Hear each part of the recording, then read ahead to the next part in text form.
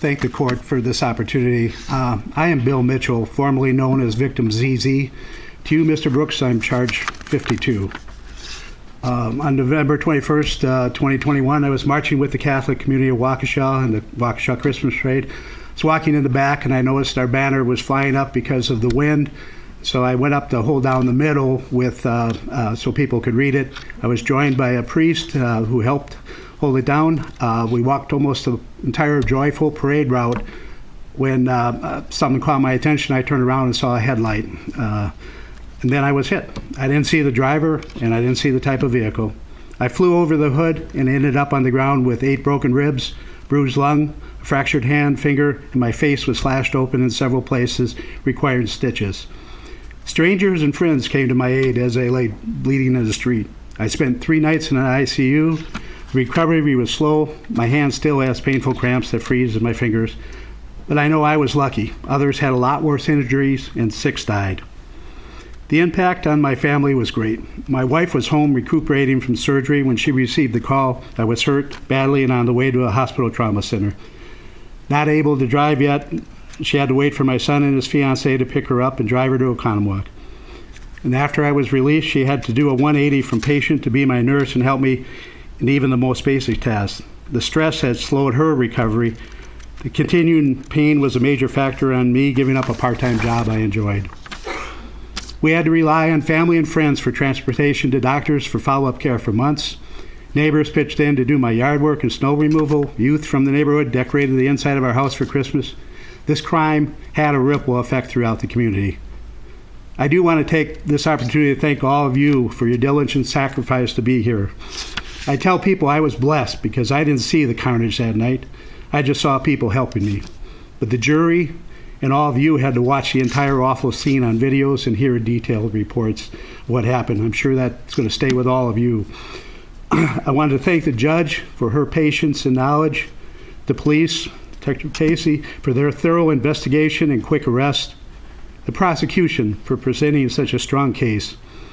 A special thank you to Jen Dunn, Carrie, and the entire victims assistance team that informed, comforted, and listened to the many people impacted by this tragic event. Finally, I can't bring myself to thank the defendant, but the response to the evil act he did shined a spotlight on how strong, supportive, and loving community we live in. Many people and organizations stepped up to help me.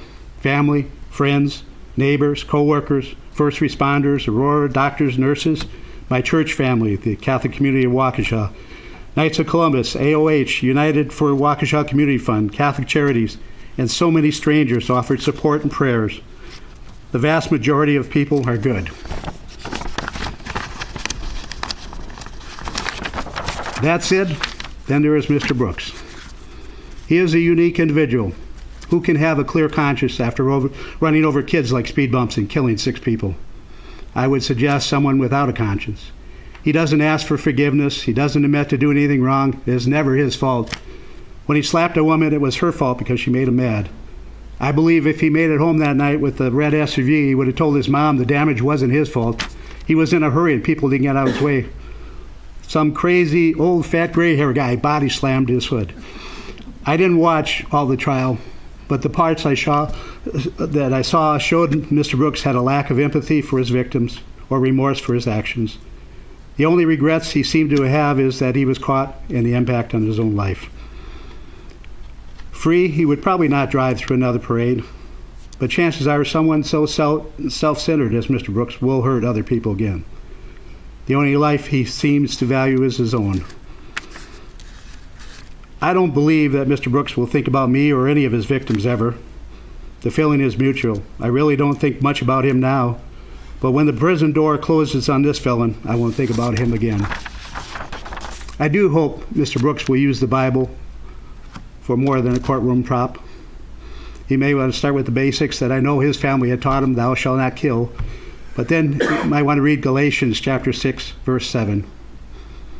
Your Honor, I hope you give him the time to read and study the Bible. Mr. Brooks did everything he could to try to make the trial a circus. It is not a circus. It's not even about Mr. Brooks. Today, the court will hear what the trial is about, the victims.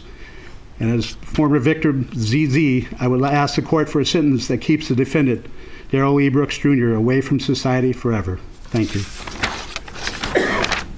Thank you, sir.